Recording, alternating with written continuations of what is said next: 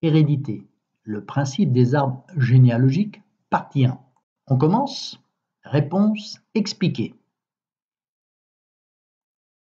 Le principe d'un arbre généalogique. Les carrés représentent les garçons, les ronds, les filles. On relie l'ensemble par des traits. Chaque ligne correspond à une génération. On indique une observation sur cet arbre, ici femme et homme malades. Voici un exemple d'arbre généalogique d'une famille sur 3 générations. Donc effectivement, chaque ligne représente une génération. On note ici que cette maladie est probablement génétique parce qu'il y a au moins un individu atteint par génération. On peut aussi utiliser un arbre généalogique pour analyser des phénotypes qui ne correspondent pas forcément à une maladie. Exemple ici, les groupes sanguins sont un exemple de phénotype. Sur cet arbre généalogique sont donc indiqués des phénotypes. Un arbre généalogique indique le lien entre plusieurs générations. Ici, l'arbre s'intéresse à une maladie, l'hémophilie. Il fallait bien lire les indications sous cet arbre généalogique. Et ici, en lisant cet arbre, on peut dire que l'hémophilie n'affecte pas les femmes. Effectivement, ici, on ne voit pas de rond rose sur les membres de la famille.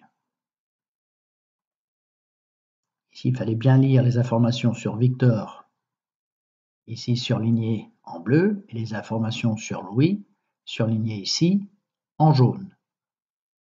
Bien regarder le lien entre les membres de ces générations, regarder les informations proposées dans cet arbre. Sur cet arbre, on compte 4 lignes, donc 4 générations. Victor était le numéro 23. Louis, le numéro 6. Arbre généalogique d'une famille indiquant les cancers féminins et l'âge des personnes, avec les informations indiquées sur le risque de cancer. Et là, il est alors recommandé de débuter les mammographies à un âge de 10 ans inférieur au plus jeune cancer diagnostiqué dans la famille. Ici, on note le plus jeune cancer 43 ans, donc mammographie 43 moins 10, 33 ans. Et enfin, les arbres généalogiques indiquent la répartition d'un ou plusieurs phénotypes au sein d'une famille. Les femmes sont toujours représentées par des ronds et les hommes par des carrés.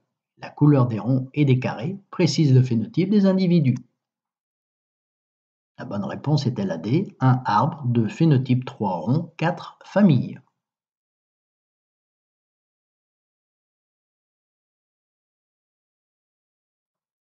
Le résultat, 1C, 2D, 3A, 4B, 5B, 6B, 7C, 8A, 9B, 10D.